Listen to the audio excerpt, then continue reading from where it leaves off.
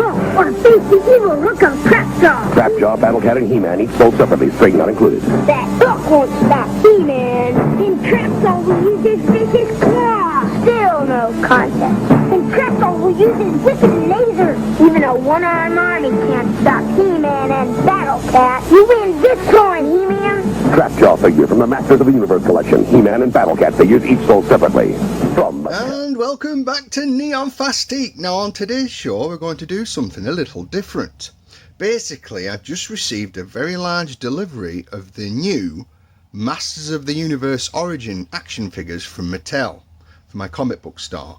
So I think we'll break open some of these boxes and have a look, and along the way we'll do a couple of comparisons with the original action figures, and also there's a couple of oddities that we may as well have a look at. So let's get these boxes open and take a look. Okay, so here we go. So from right to left we have Skeletal, Zordak and Skeletal. Also we have Trapjaw. Now these are really good figures, and have been impressed so far. So they're just like the originals from the early 80s. The graphics are pretty much similar, the same. There's a comic book in the back of the figure, and there are subtle differences, and obviously they're more articulated. But I was looking to diversify my business, as well as doing comic book statues and odd collectibles. I was wanting to do action figures, but I didn't want to jump on the Star Wars gravy train because they are readily available everywhere. But especially in my hometown, there wasn't much opportunity for Masters of the Universe, and I kind of jumped onto it when Super 7 were doing theirs, and they sold really well, and yeah, it's gone from strength to strength. So obviously when Mattel announced that they were redoing their original Masters of the Universe line, people just jumped on board, including myself. But these are absolutely fantastic, and I have to say I haven't been disappointed. So that's Trapjaw. Up next we have Merman. That's another great little figure. Again, comic book in the back with the artwork on the reverse showing other characters. So obviously we're still waiting for She-Ra, and we've sold out of He-Man, so I'm waiting for a couple more of them. And obviously Castle Grayskull is on the way. But great figures, these, absolutely great. And it's great to be able to introduce it to a younger audience, because it's not just adults that buy these in my shop, it's the younger adults as well, and I think it's an absolute buzz when they buy one. It's great, love it. Right, next we have Roboto. Now this is a cool figure as well. Just look at that. Obviously the details a little more defined as well in this one. So again, comic book at the back with the weapons underneath, just there, just like the originals. And some more there. Fantastic. Now, so we'll have a look at Skeletal, everybody's favourite villain. But again, his weapons, his staff. Surprisingly though, as I say, I've on quite a few Masters of the Universe pages on social media, and they are really struggling in the United States to get some of these figures. The distribution is very sluggish, and obviously current events have affected that as well also, but I'm just glad they finally arrived. Yeah, fantastic. Next we have Zordak. I always like this figure. Now I actually didn't have any He-Man action figures when I was a kid in the early 80s because, and I remember it very vividly, the parents had a bit of a chat and you had to decide what you were going to collect, and obviously I chose Star Wars as that's my main. But I remember children coming to my school with these every other week, and I thought, wow, these are cool, they're just like Conan the Barbarian, so muscly. But as I say, I never actually owned any, and it wasn't until a few years later that I managed to start acquiring a few, but they're absolutely fantastic.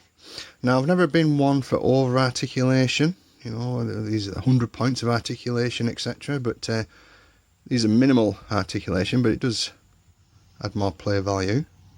But yeah, I'm quite happy with these. I'm sure these will be really good sellers once we open up. Up next we have Skeletal. Now this has been a really popular figure since it was released and quite difficult to get hold of. And obviously it's one of the later ones from the original run. But this also glows in the dark, I'm happy to say. But look at that artwork, absolutely fantastic. But I think we'll do a comparison. Now I just so happen to have an original Skeletal from the early 80s. So I think you can see there's a slight difference in the size. Overall, actually I think the print on the Origins is a lot better. Now the cloak on the original obviously is cloth, but on the new release it's more of a rigid plastic. But yeah, I think you get the gist there.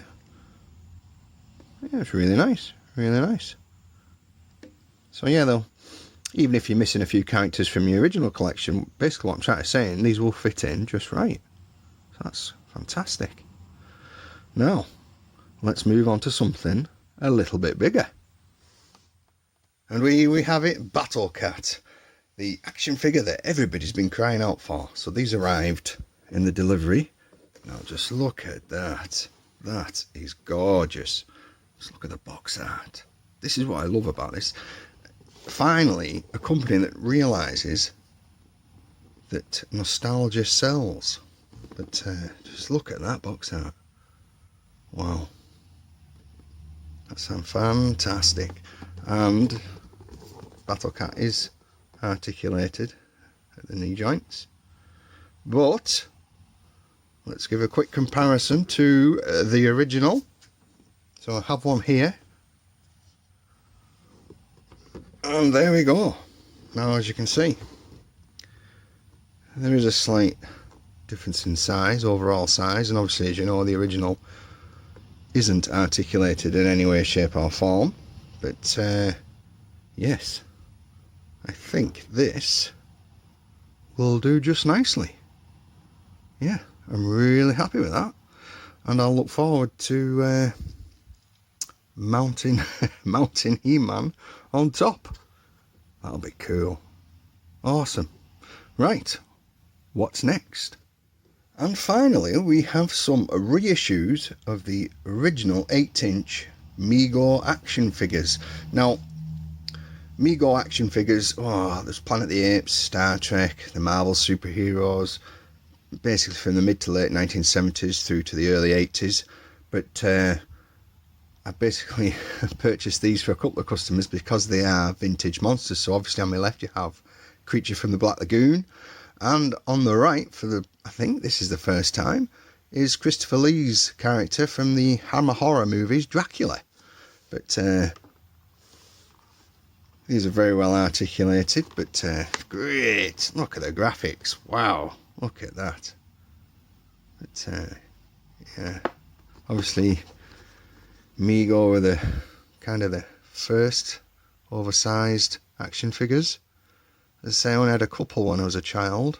I think they were Star Trek, and maybe one Planet of the Apes. But as I say, I was more into Star Wars, so that's what I tended to lean towards. But these are absolutely great. Creature from the Black Lagoon, lovely.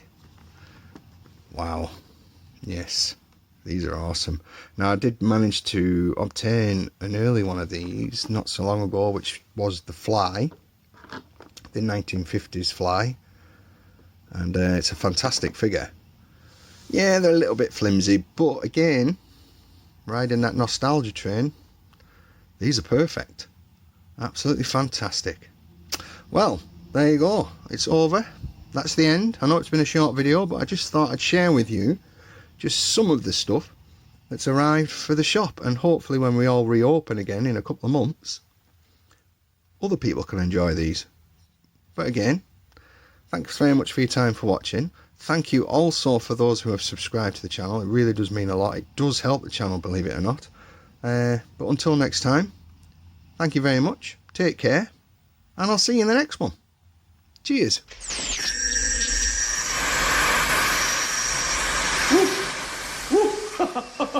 Oh, I got a live one here.